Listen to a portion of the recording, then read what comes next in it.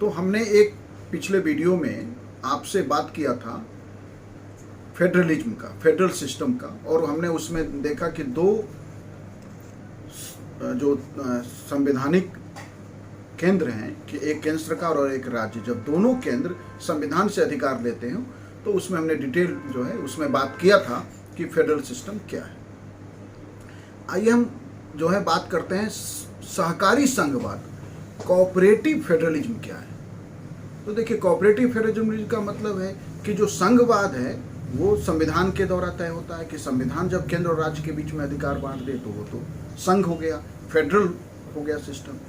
लेकिन यदि केंद्र और राज्य के बीच में बेहतर समन्वय है, एक दूसरे के साथ मिल के राज्य और केंद्र यदि बेहतर तरीके से काम कर रहे हैं तो उसे हम कहते हैं कोऑपरेटिव फेडरलिज्म, सहकारी संघवाद। और भारत के संविधान में आप जो है यदि देखें तो कोऑपरेटिव फेडरलिज्म को लेकर कई प्रावधान मौजूद हैं। जैसे आर्टिकल 252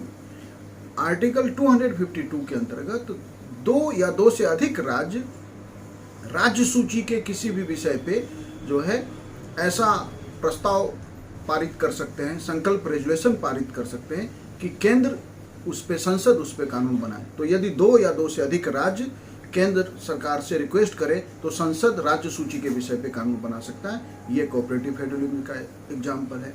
आर्टिकल 258 दूसरा आप महत्वपूर्ण एग्जाम्पल देख सकते हैं कि जहां केंद्र सरकार की जो अपनी कार्यपालिका शक्ति है वह जो है राज्यों की सहमति से राज्यों को दे सकती है काम करने के लिए। आर्टिकल 258A जहां राज्य केंद्र की सहमति से अपनी कार्यपालिका शक्ति केंद्र को दे सकते हैं काम करने के लिए। आर्टिकल 262 अंतर्राज्यीय जल परिषद, अंतर्राष्ट्रीय नदियों के जल के बंटवारों को लेके जो है जितने भी विवाद हैं उनका समाधान जो है निकालने को लेके संसद के अधिकार। GST council, article 279।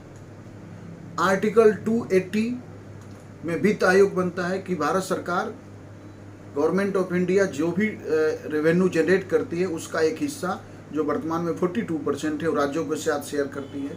उसके फॉर्मूला के लिए एक वित्त आयोग का गठन होता है। तो इस तरह से भारत के संविधान में आर्टिकल 258 हो, 258 हो, 258A हो, 279 हो, 280 हो, 262 हो, इस तरह से कई सारे ऐसे प्रावधान मौजूद हैं जो भारत में कोऑपरेटिव फेडरलिज्म, सहकारी संघवाद की दिशा में भारत को एक मजबूत तरीके से सपोर्ट करते हैं या सहकारी संघवाद को भारत के व्यवस्था में स्थापित करते हैं।